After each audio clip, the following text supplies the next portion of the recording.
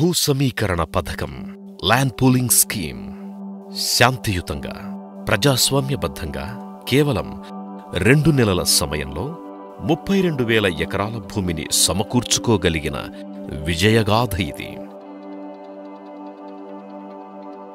రైతులు, ప్రభుత్వం ఇరు వర్గాలకు ప్రయోజనం చేకూర్చే పద్ధతి ద్వారా సంభవించిన ఈ నిశ్శబ్ద విప్లవం ప్రపంచ దృష్టిని ఆకర్షించింది. అదే భూ సమీకరణ విధానం ల్యాండ్ పూలింగ్ స్కీమ్. రాష్ట్ర పునర్విభజన తరువాత అవశేష ఆంధ్రప్రదేశ్ 13 జిల్లాలకు పరిమితమయ్యింది. రాజధాని కూడా లేకుండా మిగిలిన ఏకైక రాష్ట్రం ఆంధ్రప్రదేశ్. రాజధాని ఎక్కడ ఏర్పాటు చేయాలనే అంశము, నిర్మించే బాధ్యత అప్పుడే మొదలైన ప్రజాప్రభుత్వానికే దానిని వదిలివేయడం జరిగింది. ప్రజల ప్రభుత్వం వేరే రాష్ట్ర భూభాగంలో ఉంటే పరిపాలనలో ఎన్నో ఇబ్బందులుంటాయి. వీటన్నింటినీ పరిగణనలోకి తీసుకున్న ప్రభుత్వం రాజధాని ఏర్పాటుపై దృష్టి సారించింది. రాజధాని ప్రాంతాన్ని, రాజధాని నగరాన్ని నిర్మించే ప్రాంతాన్ని ప్రకటించేందుకు ఆంధ్రప్రదేశ్ రాష్ట్ర రాజధాని ప్రాంత అభివృద్ధి ప్రాధికార సంస్థ ఏపీసీఆర్డీఏ ఏర్పాటు చేసేందుకు వీలు కల్పిస్తూ ప్రభుత్వం ఏపీసీఆర్డీఏ చట్టం 2014ను అమల్లోకి తెచ్చింది. గుంటూరు, విజయవాడ నగరాల మధ్య కృష్ణానది ఒడ్డున ఉన్న ప్రాంతాన్ని రాజధానికి అనువైన ప్రాంతంగా ప్రభుత్వం గుర్తించింది. వరదలు, తుఫానులు వంటి ప్రకృతి విపత్తులకు గురికాని ప్రాంతం కావడం, రాష్ట్రం నలుమూలలకు మధ్య ప్రాంతంగా ఉండడం ఈ ప్రాంత ప్రత్యేకతలు. అంతేకాకుండా రాజధాని నగరం పూర్తి స్థాయిలో అభివృద్ధి చెందే వరకు గుంటూరు, విజయవాడ నగరాలకున్న రవాణా సదుపాయాలను, మౌలిక సదుపాయాలను వినియోగించుకోవచ్చు. గుంటూరు జిల్లాలోని తుళ్లూరు, మంగళగిరి, తాడేపల్లి మండలాల్లోని 29 గ్రామాల పరిధిలోని ప్రాంతాన్ని రాజధాని నగరంగా నిర్మించడానికి ప్రభుత్వం నిర్ణయించింది. అమరావతి పేరును మన నూతన రాష్ట్ర రాజధాని పేరుగా ప్రకటించింది. 217 చదరపు కిలోమీటర్ల మేర విస్తరించిన అమరావతి రాజధానిని ప్రజా రాజధానిగా ప్రభుత్వం గుర్తించింది. ఈ ప్రాంతంలోని 29 గ్రామాలలో నివసిస్తున్న 1,00,000 మంది పౌరుల్ని అమరావతి రాజధాని తొలి పౌరులుగా గుర్తించింది. తుళ్లూరు, వెలగపూడి, మందడం, ఉద్దండరాయునిపాలెం, వెంకటాయపాలెం, కృష్ణాయపాలెం, రాయపూడి మొదలైన గ్రామాలు రాజధానిలో అంతర్భాగంగా కొనసాగుతాయి. రాజధాని నిర్మాణానికి ముందే ప్రజల్ని భాగస్వామ్యులుగా చేసిన ప్రభుత్వం రాజధాని అభివృద్ధి ఫలాలను వారికందివ్వాలన్న సంకల్పంతో ఒక నూతన ఒరవడికి శ్రీకారం చుట్టింది. దేశంలో ఎక్కడా లేని విధంగా రైతుల స్వచ్ఛంద అంగీకారంతో భూమిని సమకూర్చుకోవాలని తలపెట్టింది. ప్రభుత్వం రైతులు భాగస్వామ్య విధానానికి తెరతీసింది. దేశంలోని పలు ప్రాజెక్టులకు భూమిని సేకరించేందుకు అత్యుత్తమ ప్రత్యామ్నాయ విధానాన్ని ఆంధ్రప్రదేశ్ ప్రభుత్వం ఆవిష్కరించింది. భూ సమీకరణ విధానం ల్యాండ్ పూలింగ్ స్కీమ్గా పిలుస్తోన్న ఈ పద్ధతికి 2015 జనవరి నెలలో ప్రభుత్వం నోటిఫికేషన్ ఇచ్చింది. దీని ద్వారా రాజధాని నగర పరిధిలోని 24 రెవెన్యూ గ్రామాల్లో 26 ల్యాండ్ పూలింగ్ స్కీమ్ ఎల్పీఎస్ యూనిట్లు ఏర్పడ్డాయి. డిప్యూటీ కలెక్టర్ స్థాయి అధికారిని కాంపిటెంట్ అధికారిగా నియమించింది. ల్యాండ్ పూలింగ్ స్కీమ్లో భాగస్వాములైన ప్రజలు, ప్రభుత్వం మధ్య పరస్పర నమ్మకం, అవగాహన ఏర్పడడం అవసరం. రైతుల నుంచి వచ్చే స్పందనను సమర్థవంతంగా, వారూహించిన వేగంతో నెరవేర్చడానికి రైతులకు, ప్రభుత్వానికి మధ్య వారధిగా వీరు వ్యవహరించారు. ఇందుకోసం ఎన్నో సమావేశాలను ఆయా గ్రామాల్లో నిర్వహించి ప్రజల అనుమానాలకు, సందేహాలకు సమాధానాలనిచ్చారు.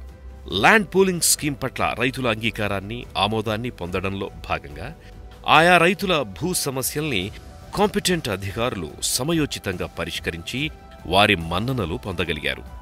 భూ యాజమాన్యంలో కుటుంబ సభ్యుల వివాదాలను, అనుభవైక్య హక్కుల వివాదాలను పరిష్కరించారు.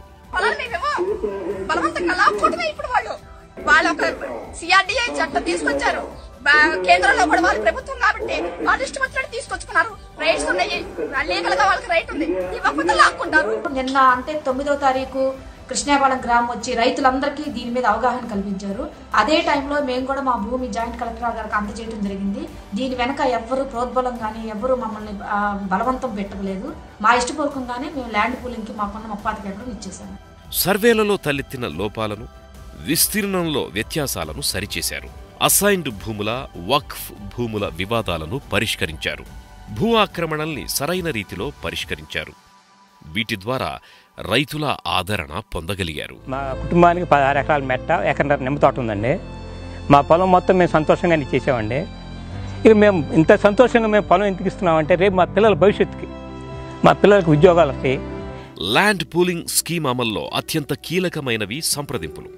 రాజధాని ప్రాజెక్టు స్థాయిలో స్వయంగా ముఖ్యమంత్రి రైతులతో సంప్రదింపులు జరిపారు.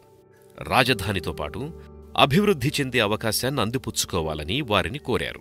ఆంధ్రప్రదేశ్ ప్రజలకు రాజధాని నిర్మించడంలో సహకరించి ఆదర్శంగా నిలవాలని సూచించారు. గ్రామస్థాయిలో మంత్రులు, శాసనసభ్యులు, అధికారులు రైతులతో విస్తృతమైన చర్చలు జరిపారు.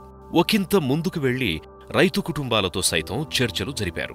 ఇటువంటి చర్చలు రాత్రి సమయాల్లో, వారి ఖాళీ సమయాల్లో నిర్వహించేవారు. ల్యాండ్ పూలింగ్ స్కీంపై కుటుంబంలోని ప్రతి ఒక్కరికి అవగాహన కల్పించారు.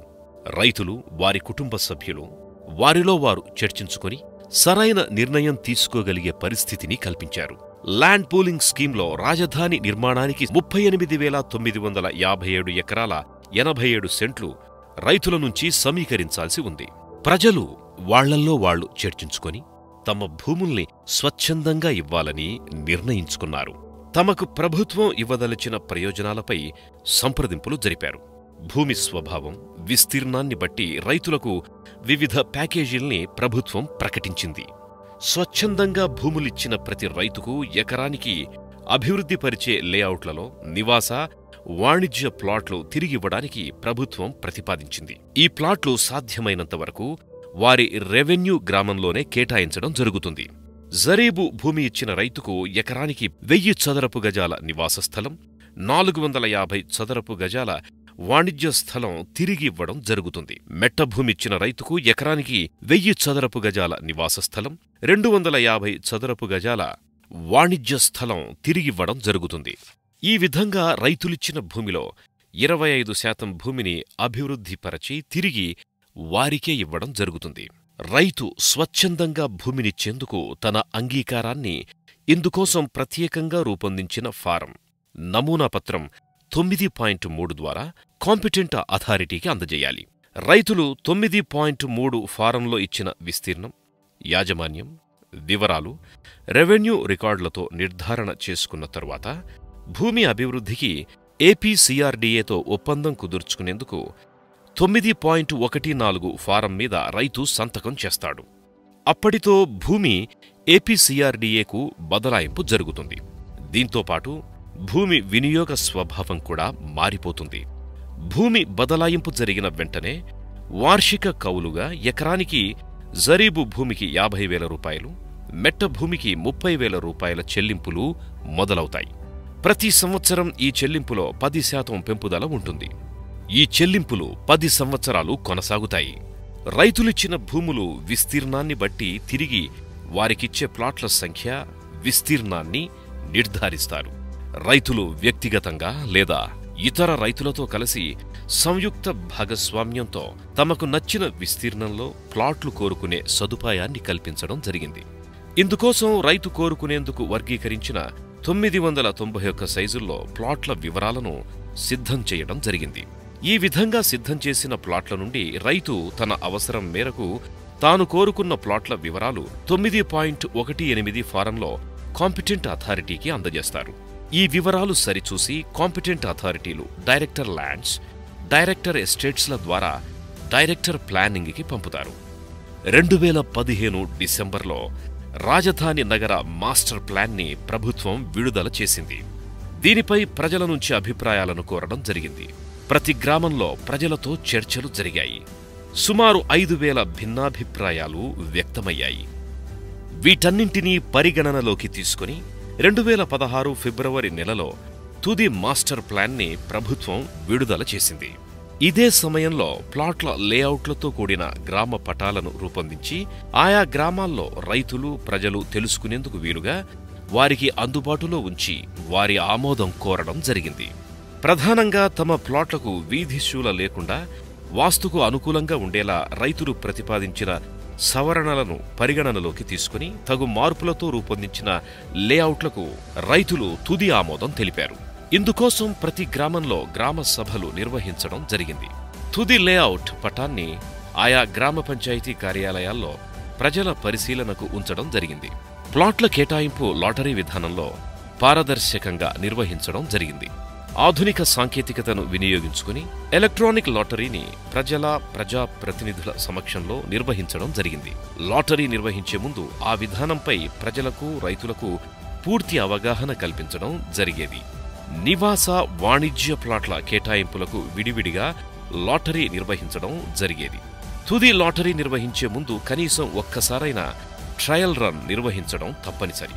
ప్రజలు సంతృప్తి చెందే వరకు ఎన్ని ట్రయల్ రన్లైనా నిర్వహించాల్సిందే. ఇలా నిర్వహించిన ట్రయల్ రన్ల ఫలితాల నివేదికలపై ట్రయల్ రన్ అని స్పష్టంగా ముద్రించబడి ఉంటుంది. సంబంధిత అధికారులు ఈ నివేదికలపై సంతకాలు చేసి ప్రజల పరిశీలనకు అందుబాటులో ఉంచడం జరుగుతుంది. రైతులు పూర్తిస్థాయి సంతృప్తి చెందిన తరువాత వారి కోరికపై తుది లాటరీ నిర్వహిస్తారు. వెంటనే తమకు కేటాయించిన ప్లాట్ వివరాలు ఎస్ఎంఎస్ల ద్వారా రైతుల మొబైల్ ఫోన్లకు చేరే ఏర్పాటు చేయడం జరిగింది. ఈ ఫలితాలు ఏపీసీఆర్డీఏ వెబ్సైట్లో సైతం ప్రజల సందర్శనకు వీలుగా ఉంచుతారు. అక్కడికక్కడే ప్లాట్ల కేటాయింపు పత్రాలు రైతులకు అందజేస్తారు. కేటాయించిన ప్లాట్లకు పెగ్ మార్కింగ్ పనులు వేగంగా పూర్తి చేసి రైతులకు అందజేసే పనులు కొనసాగుతున్నాయి. ఆల్ఫాబెట్ ప్రకారం నేమ్స్ అందరూ ఉన్నాయండి. దానిలో ఏమీ గ్యాంబ్లింగ్ అయితే ఏం లేదనుకుంటున్నా, క్లియర్గానే ఉంది. హ్యాపీ. మేము 2.5 ఎకరాలు బోరుపాలెంలో ఇచ్చామండి. మాకు హ్యాపీగా ఉందండి. రాజధానికి భూమి ఇవ్వటం. లింగాయపాలెం నుంచి ఇచ్చామండి. ఉద్దండాయపాలెంలో 2.5 ఎకరాలు ఇచ్చాము. లింగాయపాలెంలో 8 ఎకరాల వరకు ఇచ్చాము ల్యాండ్ పూలింగ్లో. ఇప్పటివరకు సాటిస్ఫాక్షన్గా ఉంది.